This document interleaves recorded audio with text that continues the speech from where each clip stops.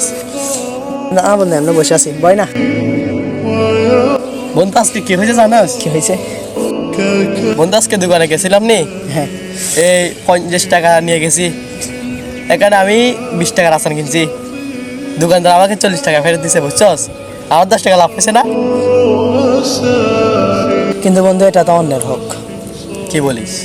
হ্যাঁ, হাদিস শরীফের মধ্যে বলেছে, আমাদের নবী বলেছিলেন, যে ব্যক্তি আমার কোনো উম্মতের সাথে প্রতারণা করে সে আমার উম্মত নয়। কিন্তু বন্ধু সবাই তো এরকম করে, রেখে দেয়। আরে ভাই, সবাই যদি এরকমই করে তাহলে এটা কি হালাল হয়ে যায়? কিন্তু আল্লাহ তো একজনে দেখতেছে। অন্যের টাকা যদি এভাবে মেরে দিই, মেরে খেয়ে ফেলি, তাহলে সেই টাকায় কিন্তু আমরা বরকত পাবো না। আমাদের এখন কর্তব্য হলো, চলো এগুলি ফেরত দিয়ে আসি। চল ফেরত দিয়ে আসি, এটা তো অন্যের হক। হ্যাঁ কি আমাদের দিন আমাদেরকে অবশ্যই দেবে। হ্যাঁ, চল এখন গিয়ে ফেরত দিয়ে আসি।